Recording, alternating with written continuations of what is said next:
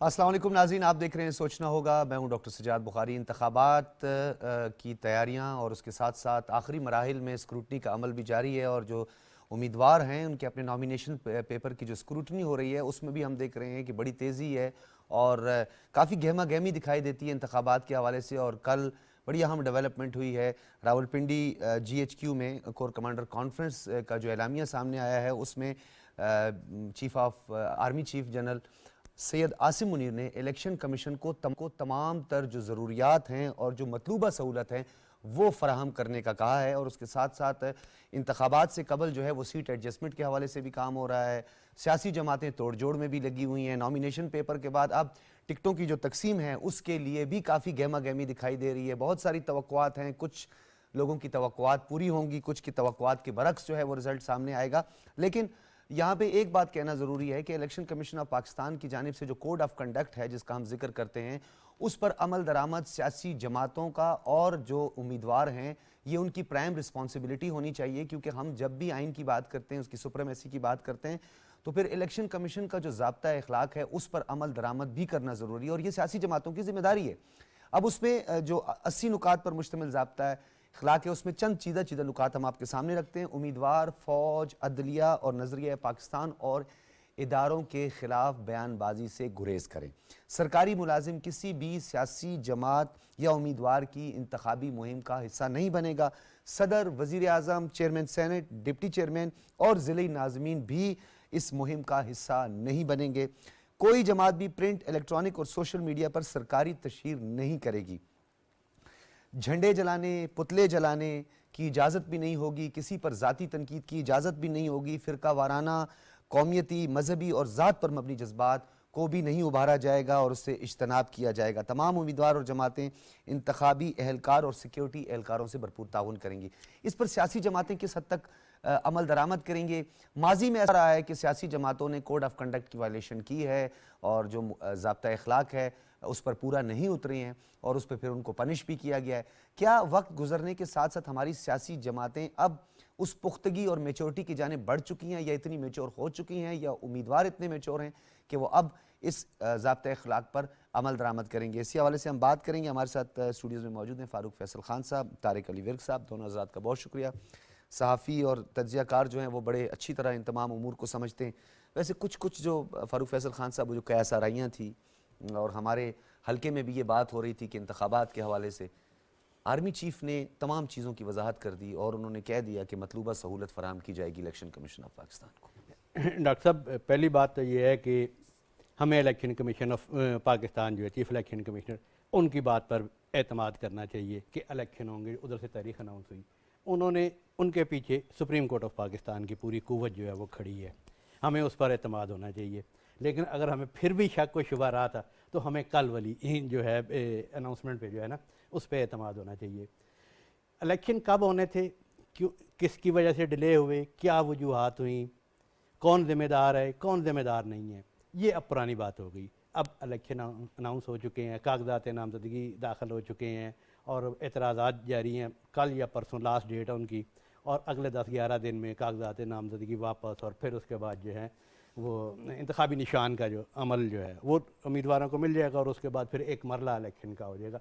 तो कल का जो था कि हमें पहले अगर माजी में इलेक्शन नहीं हो पाया था किसी आर्डर की वजह से, तो पहले ये बात सामने आती थी कि वजारत ख़जाना के पास पैसे नहीं है कि इलेक्शन कमीशन को दे सके। उन्होंने भी 27 उस वक्त सैलाब आ रहा था और वो सारी चीज़ें, कच्चे में भी ऑपरेशन जारी था और उधर से हमारी सरहदों पे भी मामला जारी थे। उस वक्त भी ये हुआ कि सिक्योरिटी फोर्सेज नहीं आ सकेंगी। लेकिन अब हुकूमत ने भी जो है फाइनेंस डिवीजन ने भी पैसे इलेक्शन कमीशन को मुंतकिल कर दिए, बल्कि प्रोग्राम में आपने वही 27 अरब रुपया जारी हो चुका है। हाँ जी, वो हो चुका है। और अब ये था कि भी आर्मी भी हमेशा वो आती है इलेक्शन में अमन अमान की ड्यूटी देने के हवाले से या तहफ़्फ़ुज़ देने के हवाले से, हल्के हैं जहाँ पे बहुत ज़रूरी है। जी हाँ, वो ऐसी चीज़ें हैं।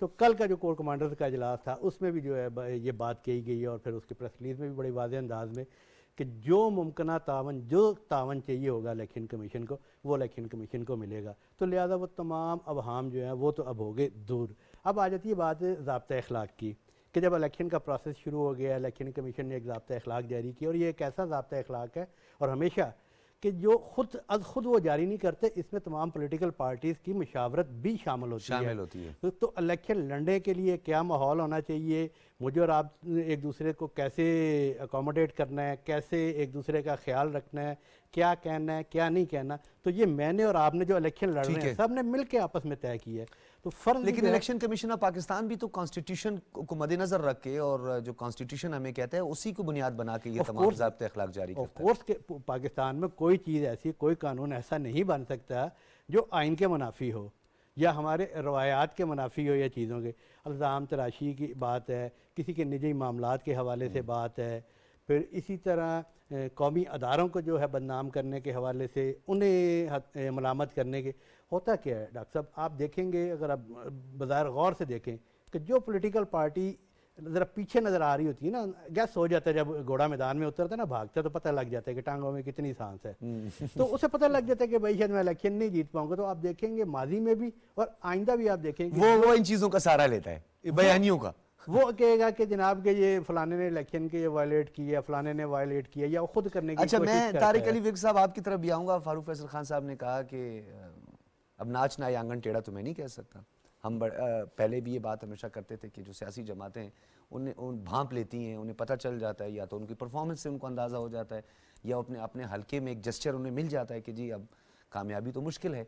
तो फिर फ़ौज, अदलिया, नज़रिया पाकिस्तान, फाजिल जजेस साहिबान के हवाले से जो है वो कैसा रहियाँ, इल्ज़ामात, सोशल मीडिया पे ट्रेंड सेट करना, ये सिलसिला चलता रहा है। आपको क्या लगता है कि हमारी सियासी जमातें अब इतनी जो है सियासी बलूगत तक पहुँच चुकी हैं कि अब ऐसे करने से इज्तनाब करेंगी? बहुत शुक्रिया डॉक्टर साहब। देखें, बात यह है कि ये सियासी जमातें अगर एक दूसरे पे इल्ज़ामात लगाएंगी तो साफज़ार है एक जमात अगर इल्ज़ाम लगाती है तो दूसरी भी लगाएगी। अगर एक जमात जो है वो इजतनाब करेगी तो दूसरी भी करेगी। माहौल को बेहतर अंदाज से जो सियासी तरीक़ाकार होता है उसके मुताबिक चलाया जाएगा। लेकिन पाकिस्तान में आपको पता है हमेशा कारकर्दगी पर सवालात उठते हैं कि इस जमात की कारकर्दगी क्या रही है। गुज़श्ता हुकूमत पाकिस्तान तहरीक इंसाफ की थी, उनकी क्या कारकर्दगी थी, अब उस पर सवालात उठेंगे। अवाम पूछेगी कि उन्होंने ये काश ऐसा होता कि 4 साल में क्या किया, वो चीजें तो वो अवाम पूछेगी। अवाम तो जानती है आजकल कारकर्दगी, ये हमारी बदकिस्मती है कि हम थोड़े से वलवला अंगेज हैं, थोड़ा सा हमें एग्रेशन भी पसंद होता है, बाज़ औक़ात हमारे नौजवान भी हैं इसमें, they are part of it. और उसके साथ साथ हमें जो है वो बयानिए बड़े अच्छे लगते हैं, हमें जो है वो पर्सनैलिटीज़ पे हम बड़े ज़्यादा मुतासिर हो जाते हैं।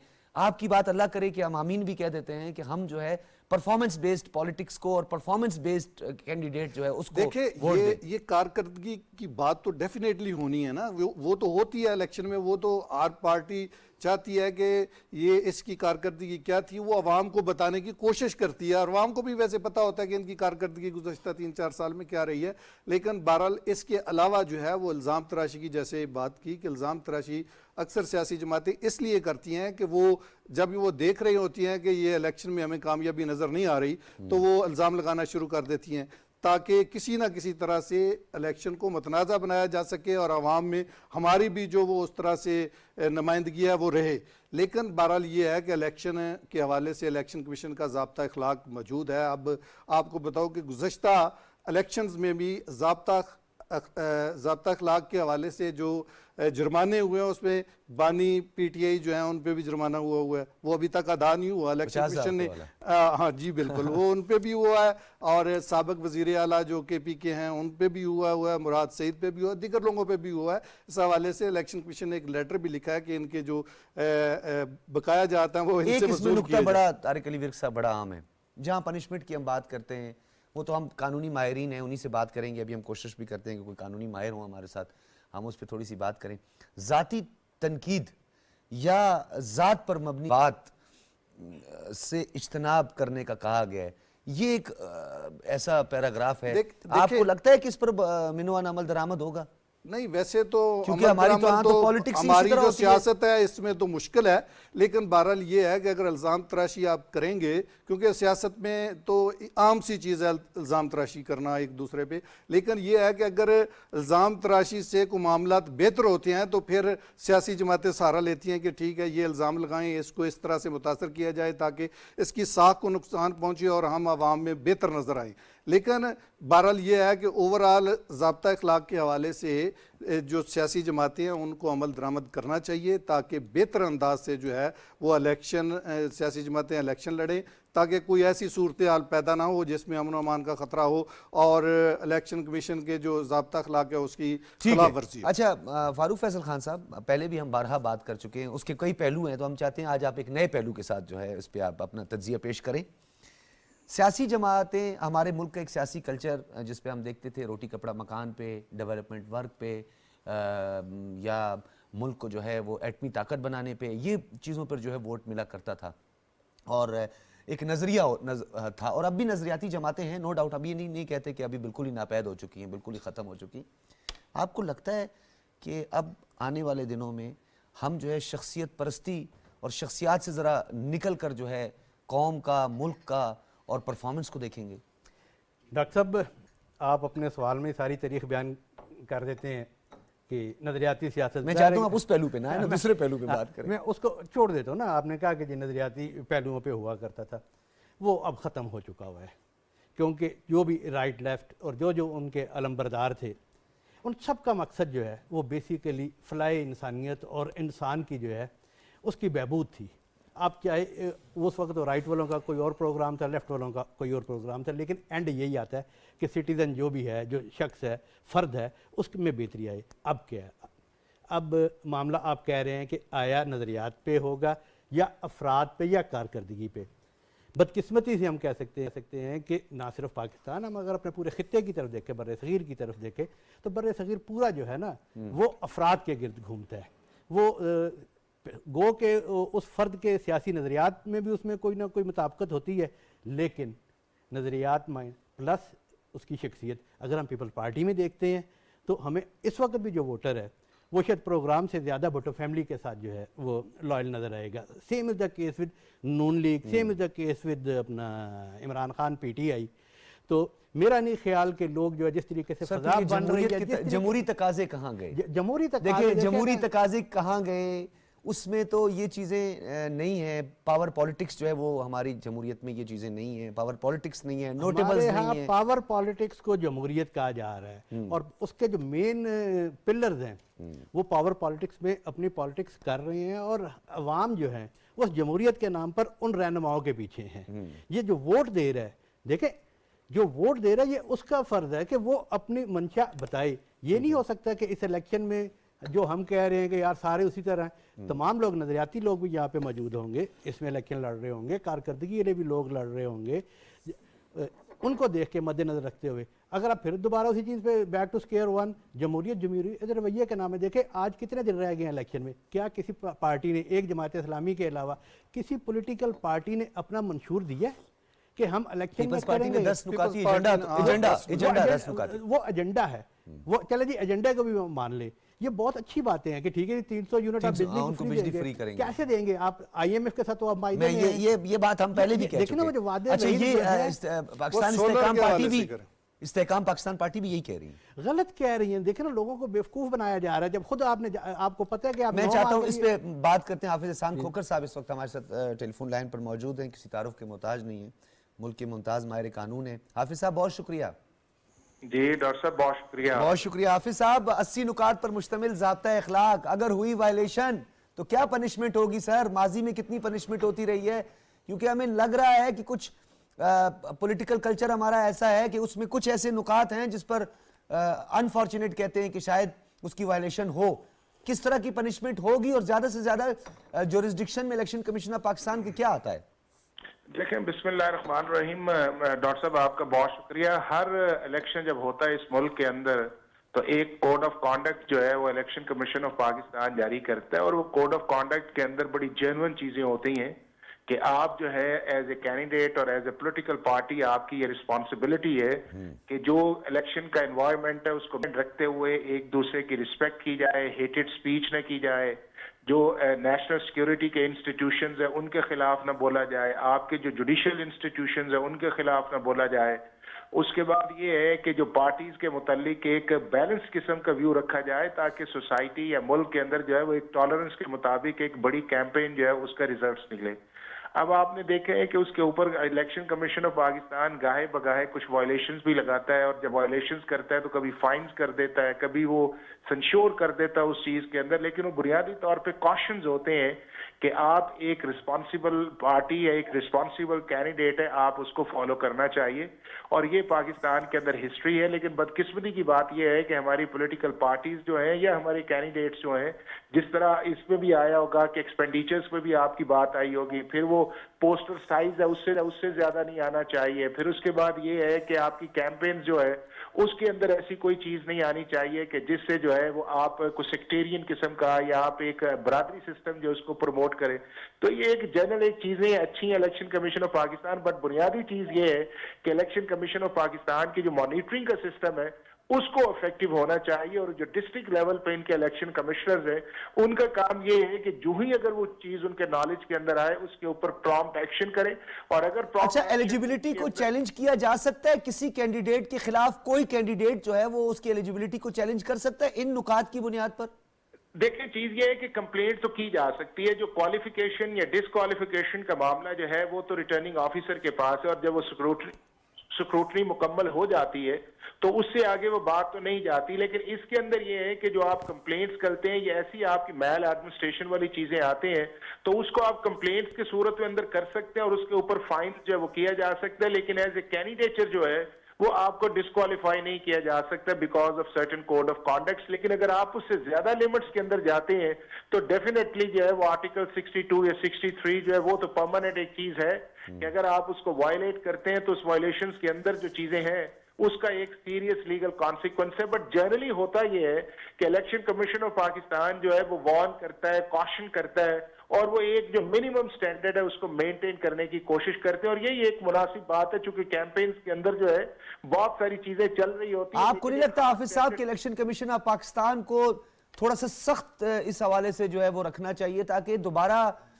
रिपीट ना हो वो चीज, या थोड़ा इज्तनाब करें कैंडिडेट्स भी उससे कि वायलेशन की, जैसे वो 50,000 का एक पनिशमेंट थी। अभी फारूक फैसल खान साहब भी कह रहे थे कि साबिक वजीर आजम इमरान खान साहब जो है उन्होंने अभी तक वो उसकी अदायगी भी नहीं की है, शायद नहीं की अदायगी भी नहीं की है। नहीं, वो तो देखे ना कि वो डॉक्टर साहब वो एक ने नहीं की, वो कईयों ने नहीं की उस चीज के अंदर। क्योंकि हमारे मुल्क के अंदर जो सबसे बड़ा प्रॉब्लम है वो ये है कि हमारा मैकेनिज्म वो इम्प्लीमेंटेशन का नहीं है, कि जिससे लोग समझते हैं कि अगर इम्प्लीमेंट ना करें तो उसका एडवांटेज कोई नहीं है। अब कई कैंडिडेट्स अगर आप उनका देखें तो जिनको इलेक्शन वायलेशंस के ऊपर फाइन हुए, इलेक्शन कमीशन खोकर साहब मेरे मोहतरम, मैं यही तो आपको कह रहा हूं कि हम वो नाम इसलिए लेते हैं कि वो कहते थे कि हम सबसे जुदा, हम सबसे मुनफरिद, हमारी कायदाना सलाहियतें, हम बाकियों जैसे नहीं होंगे ना सर, इसलिए मैंने ये मेंशन किया। नहीं, लेकिन वो देखे ना तो वो वक्त ने तो फिर कुछ और साबित किया है ना उन सारी चीजों के अंदर से कि आप अगर सारे प्रोसेस को देखें, जब से ये सारी चीजें आई हैं कि हम डिफरेंट हैं या जुदा उस चीज के अंदर, तो क्या ये पार्टीज जो है उसके अंदर उन्होंने डिलीवर उस मैकेनिज्म के अंदर किया? क्या दूसरा इंट्रा पार्टी आप इलेक्शंस के अंदर आप देख लेना कि जो कहते थे कि पॉलिटिकल पार्टीज के अंदर भी डेमोक्रेसी आनी चाहिए, और वो डेमोक्रेसी आपके सामने एक अल्टीमेट बात जो है वो नॉमिनेशन तक पहुंच गई है। और इसी तरह जो है कि मैनिफेस्टो की हद तक जो है, और आप ये देख लेना कि अब जनरली भी चले गए इस चीज के अंदर कि हमारी जितनी भी पॉलिटिकल पार्टीज बड़ी हैं किसी ने अभी तक अपना जो है वो व्हील नहीं किया कि हमारा मैनिफेस्टो क्या होगा। तो दैट शोज देयर सीरियसनेस कि जी हम इस मुल्क के अंदर, इस मुल्क के आम आदमी के लिए या इस मुल्क के इंस्टीट्यूशंस के अंदर क्या बेहतरी लाना चाहते हैं। तो ये वो सारी चीजें हैं जो। अच्छा, मैं खोकर साहब एक बात और आपसे, फिर मैं अपने बाकी मेहमानों की तरफ भी बढ़ूंगा, और मेरी ख्वाहिश होगी कि आप हमारे साथ रहें, कुछ पहलुओं पे मजीद भी बात करेंगे। पाकिस्तान तहरीक इंसाफ ये गिले शिकवे करती रही कि जी हमें इंसाफ नहीं मिल रहा, हमें रिलीफ नहीं मिल रहा। पेशावर हाई कोर्ट ने इंटरिम रिलीफ दिया, इस्लामाबाद हाई कोर्ट जो है वो खासतौर पर साइफर केस से लेकर फिर मुलाकातों का जो सिलसिला है उससे लेकर इलेक्शन कमीशन जो है उनको भी कहती रही बार बार, एडिशनल अटॉर्नी जनरल को भी आज ये बात की।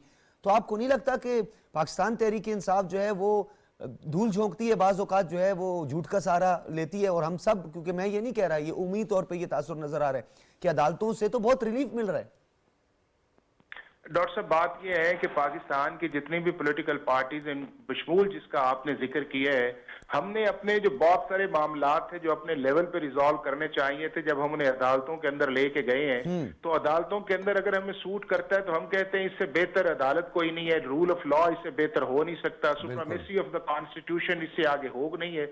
और जब वो चीजें हमारे खिलाफ जाती हैं तो हम ये कहते हैं, फिर हम एस्टैब्लिशमेंट को भी बुरा कहते हैं, फिर हम जजेस को भी बुरा कहते हैं, फिर हम इंस्टीट्यूशंस को भी बुरा कहते हैं और फिर हम सारी चीजों को मिलाइन करते हैं। और ये जो हमारा वतीरा है ये पिछले 1.5 साल से देखें कि आप किस लेवल तक पहुंचा हुआ है कि आप देखें कि जब इस असेंबली के अंदर एक legally vote of no confidence का प्रोसेस था उसको किस तरह सबोताज किया गया और आर्टिकल 5 जो बड़ा सीरियस है कॉन्स्टिट्यूशन का आर्टिकल, उसकी बुनियाद के ऊपर बुलडोज किया गया और उसके बाद प्रेसिडेंट ऑफ पाकिस्तान को एडवाइस की गई और असेंबली टूटी।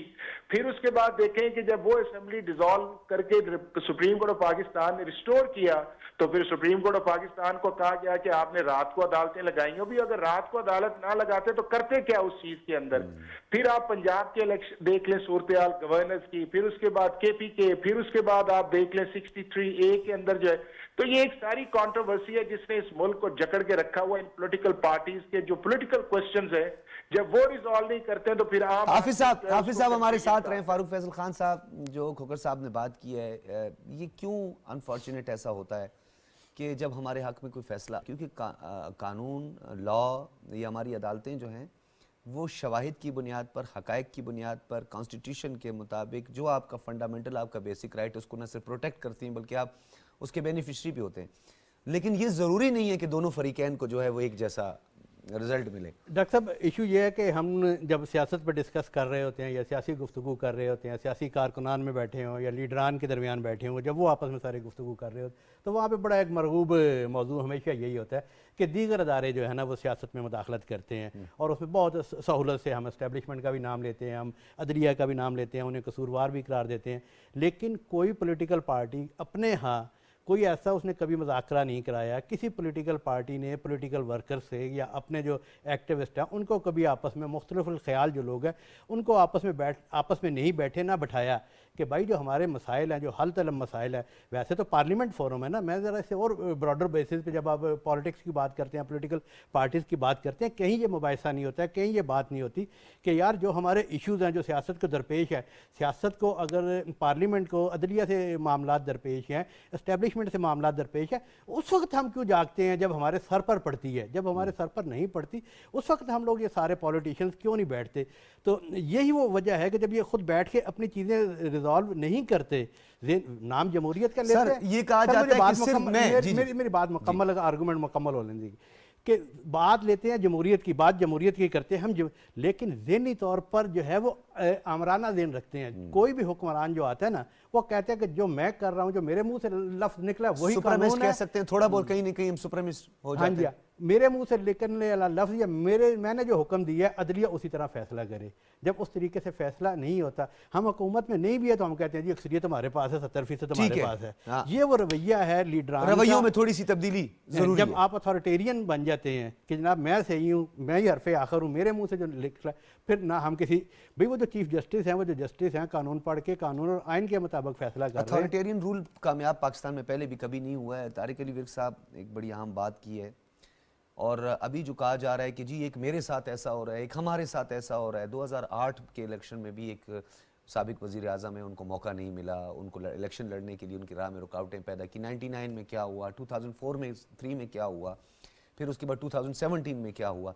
तो आपको नहीं लगता कि हमें समझ जाना चाहिए, हमें जमहूरी अक़दार की पासदारी करनी चाहिए, हमें अपनी परफॉर्मेंस लेकर आवाम के पास जाना चाहिए, ना कि हम आवाम के जज्बात और सेंटीमेंट का जो है वो सहारा लें।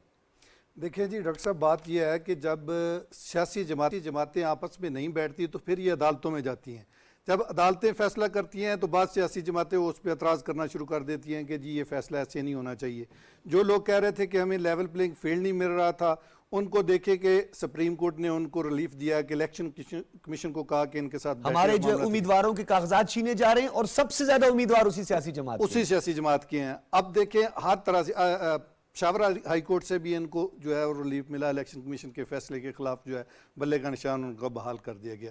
अब और क्या रिलीफ चाहते हैं? बानी के साथ इनकी मीटिंग के हवाले से ये अदालत में गए तो वो भी अदालत ने इनको रिलीफ दे दिया, तो रिलीफ तो इनको मिल रहा है। बहरहाल मीडिया पे खाम खाम ऐसे बातें कर रहे हैं कि जी हमें रिलीफ नहीं मिल रहा, हमारे साथ ऐसे हो रहा है, हमारे कागजात छीने जा रहे हैं। सबसे ज़्यादा जो कागजात नामजदगी जमा हुए हैं वो PTI के हुए हैं। और अब देखें कि इस हवाले से रोज़ाना की बुनियाद पे जो है ये कोई ना कोई एतराज़ जो है कभी इलेक्शन कमीशन पे कर देते हैं, कभी दीगर सियासी जमातों पे कर देते हैं कि हमें मौका नहीं दिया जा रहा, हमारे जो है वो उम्मीदवारों को हरासा किया जा रहा है। बहरहाल देखें इनके उम्मीदवार तो अक्सर तादाद में इश्तिहारी हैं। आप ये बताएं कि इश्तिहारी लोग जो हैं वो कैसे सामने आएंगे? वो तो अपने आप को खुद ही छुपा रहे हैं और छुप के बैठे हुए हैं। तो इसलिए जो उम्मीदवार जिन पे कोई एतराज़ नहीं है, जिन पे मुकदमात नहीं है, वो आ रहे हैं और वो अपने कागजात जमा करवा रहे हैं, उनको तो कोई नहीं रोक रहा। कहाँ जैसे बिलावल भुट्टो जरदारी ने कहा कि बताएं कि सिंध में किससे जो है कागजात नामजदगी छीने गए हैं, ऐसा तो कोई वाकया सिंध में नहीं हुआ। तो बहरहाल ऐसा कोई हुआ होगा तो उसकी और भी वजूहत हो सकती हैं। ये नहीं है कि किसी सियासी जमात की वजह से या किसी सियासी जमात को दबाने की वजह से ऐसा किया जा रहा है, ये ऐसी बात नहीं है। बहरहाल ये है कि अब सियासी जमातें जो हैं वो अगर आपस में मिल के मामला ठीक कर लें तो मामला अदालत में ना जाएं, तो अदालतें जो फैसला करती हैं वो फिर सबको काबिल कबूल होना चाहिए। ठीक है खोखर साहब, इलेक्शन कमीशन ऑफ पाकिस्तान का जो कोड ऑफ कंडक्ट है उसमें जो एक नुक्ता है, बड़ा अहम नुक्ता है, फिरका वाराना, कौमियती, मजहबी और ज़ात पर मबनी जज्बात से इज्तनाब किया जाए। इलेक्शन कमीशन ऑफ कोड का जो कोड ऑफ कंडक्ट है वो तो अपनी जगह पे है, वो एग्जिस्ट करता है, उसकी इंप्लीमेंटेशन भी होनी चाहिए। आपको नहीं लगता ये एक बहुत बड़ा जुर्म है, ये नेशनल एक्शन प्लान का हिस्सा है? हाफिज साहब जी, हम कंटिन्यू करते हैं। यही सवाल मैं चाहता हूं आपसे करूं फिर उनके कानूनी पहलुओं पर भी, क्योंकि ये जो नुक्ता है फिरका वाराना, मजहबी और ज़ात पर मबनी जज्बाना नेशनल एक्शन प्लान का ये हिस्सा है और उन नुकात में इसका वाज़ेह तौर पर ये जुर्म है। देखें अपना डॉक्टर साहब, बदकिस्मती से ये अवामल मौजूद हैं, लेकिन खुशकिस्मती ये है कि अक्सरियत जो है इनको फॉलो नहीं करती। जो लोग किसकी भी खुशकिस्मती सर? हम सबकी ओवरऑल सबकी ओवरऑल खुशकिस्मती। की। देखें अगर आप ये कह रहे हैं कि जो मजहबी मुनाफरत फैलाते हैं, जो फिरका वाराना बुनियाद पर इलेक्शन लड़ते हैं, तो आप रिजल्ट देख लें कि हमारे पार्लियामान में या हमारी असम्बलियों में इस एजेंडे पे कितने लोग आते हैं। तो उस हवाले से मैं ये कह रहा हूँ खुशकिस्मती ये है कि वो पार्लियामेंट में नहीं पहुँच पाते, कि फिर वहाँ पे भी आके शिद्दतबंदी का मुजाहरा होगा। लेकिन बदकिस्मती ये है कि ये चीज़ें, ये अवामल मौजूद हैं, इन बुनियादों पर सियासी जमातें मौजूद हैं, कोई माने या ना माने नाम तक से तब्दील कर लिए जाते हैं। डॉक्टर साहब आप भी जानते हैं, मैं भी जानता हूँ कि आपके सामने जो वजह कता जो सामने आ रहा है, छोटी दाढ़ी है तो कौन है, बड़ी दाढ़ी है तो कौन है, फलाना जो मैं यहीं से कंटिन्यू अगर करूं। खोखर साहब आपको मेरी आवाज आ रही है? जी आ रही है। खोखर साहब, हम 80 नुकात पर मुश्तमिल कोड ऑफ कंडक्ट को आपके सामने हमने रखा, उसके कुछ नुकात पे बात भी की। मैं बड़ा एक आम नुक्ता है फिरका वाराना, कौमियती, मजहबी और ज़ात पर मबनी जज्बात को उभारने से गुरेज किया जाए। ये तो इलेक्शन कमीशन ऑफ पाकिस्तान का कोड ऑफ कंडक्ट है, लेकिन दूसरी जानिब ये नेशनल एक्शन प्लान का हिस्सा भी है और ये जुर्म है। इसके अंदर डॉक्टर साहब ये है कि हमारा जो आर्टिकल 17 है बुनियादी तौर पे वो हमें देता है एक्सप्रेशन ऑफ इसका बोलने का इख्तियार देता है और साथ उसके अंदर हमें पार्टी बनाने का इख्तियार देता है। वो हमारा आर्टिकल 17 ऑफ द कॉन्स्टिट्यूशन है। लेकिन वो जो इख्तियार देता है वो भी सर्टन रिस्ट्रिक्शंस के अंदर देता है कि अगर आप कोई बात करेंगे, आपको आज़ादी तो है, आपका एज ए फंडामेंटल राइट है, लेकिन उसके अंदर आपके सर्टेन कंडीशंस है और वो कंडीशंस जो है वो आपके डिफरेंट लॉज के अंदर आती हैं। और वो लॉज ये हैं कि आप हेटेड स्पीच नहीं करेंगे, आप किसी की रिलीजियस जो है वो दिल आजारी नहीं करेंगे, आप मिनॉरिटीज के मुतालिक जो ऐसा कोई कमेंट नहीं करेंगे कि जिससे ये है उनकी दिल आजारी हो या दूसरे सेक्टेरियन से रिलेटेड है, या उसके बाद उससे आगे आप चले जाएं तो जो हमारी प्रोविंशियल हार्मनी है उसके खिलाफ आप कोई बात नहीं करेंगे, जो सेक्टेरियन ग्रुप्स हैं उनके मुतालिक प्रमोशंस के अंदर नहीं बात करेंगे। तो आर्टिकल 17 हर पाकिस्तानी शख्स को इख्तियार तो देता है कि वो एक पार्टी भी बनाए और उसे फ्रीडम ऑफ स्पीच भी हासिल है इन सारी चीजों के अंदर जो है, लेकिन उसके साथ साथ उसके अंदर जो सर्टेन रिस्ट्रिक्शन जो है वो बड़ा उसके अंदर इंपॉर्टेंट है और वो हमारे कॉन्स्टिट्यूशन के अंदर। खोखर साहब यहीं पे रुकिएगा, मैं चाहता हूं कि थोड़ा सा आप इसकी इंटरप्रिटेशन या थोड़ा सा, क्योंकि आप कानून को जानते हैं, आर्टिकल 17 को लेकर जो आज़ादी इज़हार राय की बात की जाती है या बोलने की आज़ादी की बात की जाती है, तो कुछ हुदूद और कयूद का तयन भी तो इस आर्टिकल ने किया है।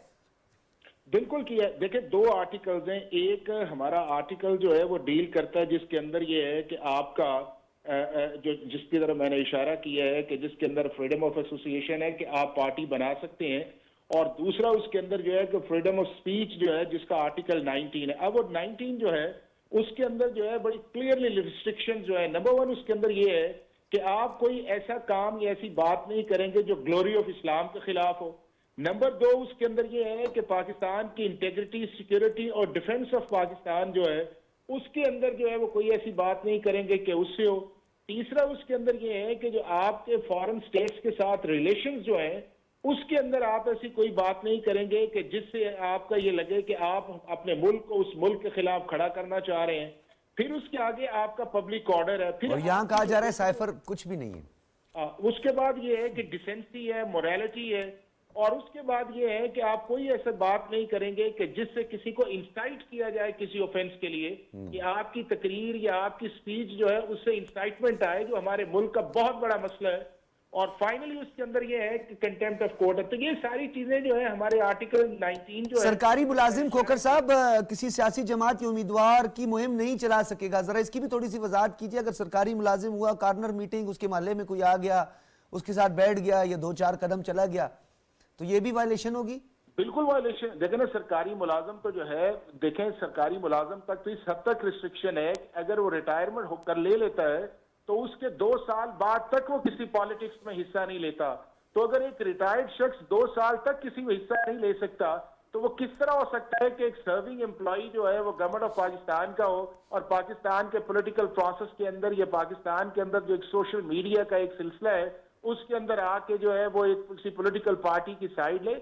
क्योंकि ये जो सरकारी मुलाजम होता है ये पब्लिक सर्वेंट होता है, और सर्वेंट का मतलब ये है कि पाकिस्तान के जितने भी शहरी हैं अक्रॉस द कंट्री जो है उनका किसी भी जमात के साथ ताल्लुक है, उनके साथ उसका बर्ताव या उनके साथ उसका सलूक जो वो इक्वल होना चाहिए।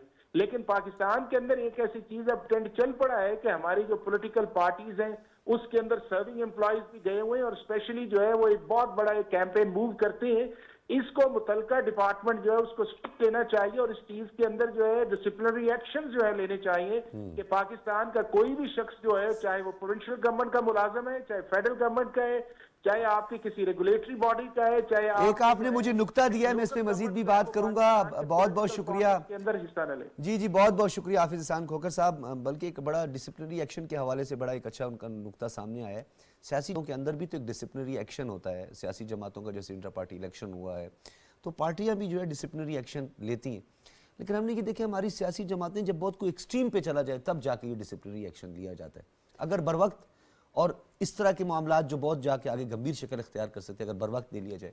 सियासी जमातें देखें जी, आप कहते हैं लेती हैं डिसिप्लिनरी एक्शन, कब लेती हैं? जब वो एक्सट्रीम पे चला जाता है, जब अपनी कायद के खिलाफ बोलने लग जाता है या वो किसी दूसरी सियासी जमात से वाबस्तगी जाहिर कर लेता है। जी हाँ, तब तब तब वो सियासी जमातें करती हैं। लेकिन हमारा मौजूद जो है बेसिकली ये सरकारी मुलाजमीन के पॉइंट ऑफ व्यू से ही है। इस पे भी बोलिएगा सर, ये बहुत जरूरी है। डिसिप्लिनरी एक्शन क्यों नहीं लिया जाता? फिर ये उम्मीदवार फिर ऐसे नहीं करेंगे ना। नहीं, मैं फिर थोड़ी सी वजाहत चाहूँगा कि आप पॉलिटिकल वर्कर के पॉइंट, मैं पॉलिटिकल पार्टी के अंदर जो पॉलिटिकल वर्कर है उसके खिलाफ डिसिप्लिनरी एक्शन क्यों नहीं लिया जाता ताकि वो ये सब कुछ ना करे जो कोड ऑफ कंडक्ट की वायलेशन होती है। देखिए, जब बिल्कुल पॉलिटिकल पार्टी को तो खुद नोटिस लेना चाहिए ना, उसके अंदर एक मॉनिटरिंग सिस्टम ऐसा होना चाहिए कि वो कानून और कानून के दायरे में रह के काम कर रही है ना। देखिए, ये सिस्टम नहीं था तो यही वजह है कि आज पाकिस्तान तहरीक इंसाफ का जो इंतखाबी निशान वाला मामला है वो आया है। अगर पार्टी के अंदर सिस्टम बनाए होते, गो कि आपने मुझे डिसिप्लिनरी की बात की है, लेकिन मैं सिस्टम्स की बात पे आ जाता हूँ कि सिस्टम बने होते तो डिसिप्लिन को भी देखा जाता, सिस्टम बने होते तो ये सारी चीज़ें देखी जाती कि यार बर वक्त इंतखाबात करा दिए हैं, क्या बर वक्त जो है हमने अगर अपना इलेक्शन कमिश्नर चेंज किया है तो हमारे पास अपने सारे कागजात मौजूद है, अगर हमने सेक्रेटरी जनरल चेंज किया है तो वो मौजूद है या नहीं है। तो अगर पॉलिटिकल पार्टीज अपने अंदर फ़ाल हों तो ये मामला जो हम पहले हमने बात की है कि मंशूर नहीं पेश कर सके, प्रोग्राम नहीं पेश कर सके, दुनिया भर में जहाँ पे डेमोक्रेसी मजबूत है वहाँ पे पॉलिटिकल पार्टीज़ के अंदर ये सारे सिस्टम्स मौजूद हैं। कोई बैठा मुस्तकबिल की पॉलिसीज़ बना रहा है, कोई बैठा हाल की पॉलिसीज़ पर नज़र दौड़ा रहा है कि मेरे ये अहदेदार काम ठीक कर रहे हैं, ये अहदेदार काम ठीक नहीं कर रहे हैं। अगर कोई एक पॉलिटिकल वर्कर, एक उम्मीदवार जो इलेक्शन में ज़ाब्ता अखलाक की खिलाफ वर्जी करेगा तो मुखालफ पार्टी क्या कहती है? वो ये नहीं कहेगी कि जनाब फ़ारूक फैसल खान जो है ना उसने ज़ाब्ता अखलाक की खिलाफ वर्जी की है। मैं जिस पार्टी से वाबस्ता हूँगा वो पूरी पॉलिटिकल पार्टी जो है उसका निशाना बनेगी। तो अगर पॉलिटिकल पार्टीज़ अपने यहाँ, अगर ये सारी पॉलिटिकल पार्टीज़ मुस्तकबिल में पाकिस्तान में जमहूरियत चाहती हैं, जमहूरियत पर इनका यकीन है, तो फिर इन्हें अपने यहाँ ये सारे सिस्टम्स डेवलप करने पड़ेंगे कि लीडरशिप नीचे से कैसे आए, पॉलिसीज़ कैसे बने, उसकी पे इम्प्लीमेंटेशन कैसे हो, उनकी मॉनिटरिंग कैसे हो। तो मैं इस मौके से फ़ायदा उठाते हुए फिर एक पुरानी बात की तरफ जा रहा था। वो इलेक्शन के ज़ाब्ता किसी ने अपना मंशूर नहीं दिया। देखें ना, तमाम पॉलिटिकल पार्टीज़, इसमें मैं किसी को नहीं कहूँगा, ये कोई भी अपना मंशूर देने में अभी तक कामयाब नहीं हो सकी 1.5 महीने के बाद जो है। और अगर कोई दे रहे तो वो वादे कर रहे हैं, हम ये कर देंगे, हम इतने लाख घर बना देंगे। कोई 20 लाख कह रहा है, कोई 30 लाख कह रहा है, कोई 50 लाख कह रहा है। कोई ये नहीं बता रहा कि भाई ये 50 लाख, हम तो पूरे रियासत को जो है लाले पड़े हुए हैं कि हमने कितनी सख्त शराइत पे जो है 9 महीने का मायदा किया। और जो हम मनसूबे अनाउंस कर रहे हैं, नई आने वाली हुकूमत ने भी IMF के पास जाना है, बिल्कुल, ये 9 माह के लिए है। लेकिन अगर हम ये कहेंगे हम ये मनसूबे ये वैसे सहूलियात देंगे। हर इलेक्शन में खान साहब बड़ा मतलब एक नई जिद्दत आती है ना, वक्त के साथ साथ नए हालात होते हैं, असर हाजिर के तकाजे होते हैं। तारिक अली विर्क साहब, जी जी, आरओज के पास जो एक बड़ी लाइन लगी हुई है, माशाल्लाह उम्मीदवार जा रहे, रिटर्निंग ऑफिसरान, और ये वही इंतजामी ऑफिसरान हैं जिनको चैलेंज किया था पाकिस्तान तहरीक इंसाफ ने। लेकिन इस मरतबा हमने कुछ नया देखा है, एक सियासी जमात जिनके ज़्यादातर उम्मीदवार जो हैं उनका ताल्लुक जो है वो वकला बरादरी से है, और कुछ नाकिदीन और कुछ मुबसरीन भी ये समझते हैं कि अदालत पर जो इजाफी बोझ डाला जा रहा है, एक तो वो पेंडेंसी ऑफ केसेस का मामला है, जो इतने अदालत में केसेस पेंडिंग में लोग परेशान हैं। दूसरी जानिब हर दिन हम देखते हैं 4, 5, 6 पिटिशन जो हैं वो अदालत में दायर कर दी जाती हैं। तो ये सियासी जमात वकला को इसलिए अपने साथ ज़्यादा ऑन बोर्ड रखा हुआ है कि वो बस पिटिशन पर पिटिशन डाले और बाकी पेंडेंसी रहे, पेंडिंग रहे केसेस। बिल्कुल जी, देखें ये बात आपकी दुरुस्त है। वकला की खिदमात उन्होंने इसलिए हासिल की हैं, वो समझते हैं कि हमारी जो पार्टी है उसको दबाने की कोशिश की जा रही है और हम वकला का सहारा लेते हैं और अदालतों में जाते हैं और अदालतों में से जाकर रिलीफ लेते हैं। तो इसी वजह से कोई इनको इशू होता है तो उसके लिए फौरी तौर पर जो है वो अदालत में चले जाते हैं ताकि कोई ना कोई हमें रिलीफ मिल सके और अदालतों से उनको रिलीफ मिल रहा है। बहरहाल ये है कि इस तरह से हर चीज़ को अदालत में लेके जाना वो भी अच्छी बात नहीं है। देखिए, अगर आपको कोई इशू है तो उसके लिए अब इलेक्शन कमीशन भी मौजूद है, आप इलेक्शन कमीशन के पास भी जा सकते हैं, उनसे भी कह सकते हैं कि हमें दें। बहरहाल ये हुकूमत तो इलेक्शन कमीशन पर सिर्फ जो है इतराज़ात ही शुरू दिन से ही कर रही है और ये PTI की तरफ से इतराज़ात कभी ये आ जाता है कि जी आप मशीर जो हैं आहद चीमा साहब उनको हटाया जाए। फिर अब एक और इलेक्शन कमीशन में दरख्वास्त आई कि जो अपना फवाद हसन फवाद साहब हैं इनको हटाया जाए, लेकिन वो इलेक्शन कमीशन ने मुस्तरद कर दिया है। आहद चीमा को जो आपको पता वो हटा दिया गया था। बहरहाल ये एतराज़ात जो इनकी तरफ से जारी हैं। बहरहाल ये है कि अब आपने देखा है कि कल जो है वो साबिक़ वज़ीर आज़म मियाँ शहबाज शरीफ साहब जो है वो कराची पहुँचे हैं और वो MQM से उन्होंने मुलाकात की और दीगर जो सियासी जमात है GDA है उनसे भी सखर इस्लामाबाद मोटरवे का वादा भी किया है। बिल्कुल, उन्होंने कहा कि जी कराची की सूरत हाल जो है वो खंडरात की शक्ल जो है ना वो पेश कर रही है। जो रोड्स ऐसे हैं, इनकी जो इधर गाड़ियाँ चल रही हैं उनकी सूरत हाल ऐसी है। तो वो कह रहे हैं कि हम कराची चूँकि सबसे ज़्यादा जो है टैक्स वहाँ से इकट्ठा होता है तो हम इलेक्शन के बाद जो है वो कराची को तरजीह देंगे और इधर के जो मसाइल हैं उनको फौरी तौर पर जो है हल किया जाएगा। और वहाँ जो है MQM के साथ सीट एडजस्टमेंट की बातें हो रही हैं। उनकी जो एक कमेटी बनी है वो 1-2 रोज़ में उनकी भी मीटिंग होगी, उसमें तय किया जाएगा किन हल्कों में MQM लड़ेगी। और सियासी वादों का मौसम है, सियासी वादे आवाम से किए जाते वादे, लेकिन सियासी जमातों को ये भी सोचना चाहिए कि वो अपनी कैपेसिटी में रहकर वादे करें। जिस तरह फारूक फैसल खान साहब ने बड़ी अच्छी बात की कि क्या आप वो परफॉर्म कर सकते हैं, क्या आप वो दे सकते हैं। अभी खान साहब ने असद उमर साहब के ज़रिए जो है वो एक पूरा एक किताबचा रख दिया जी, उसमें करोड़ों नौकरियां थी, लाखों घर थे। तो फिर बाद में कहा हमारे पास जादू की छड़ी तो नहीं है ना कि जी हम ये सब देखें। वो सिर्फ नहीं, फिर कहा ये तो सियासी वादा था, ये तो सियासी बयान था। तो ये बात ठीक है, सियासी वादा कोई ऐसा नहीं होता कि इस पर अमल दरामद किया जाए। बहरहाल ये है कि नहीं, वादा वो उनकी बात मैं कर रहा हूँ कि वो कहते हैं, मैं नहीं कह रहा, वो कहते हैं कि कोई जरूरी नहीं है वादा हमने कर लिया कि हर वादा पूरा ही हो। बहरहाल ये है कि PTI ने जो वादे किए थे वो हर बंदा जानता है कि वो 1 करोड़ नौकरियां थी वो किधर गई, 50 लाख घर थे वो किधर गए, वो जो उन्होंने 300 डैम बनाने थे वो किधर गए।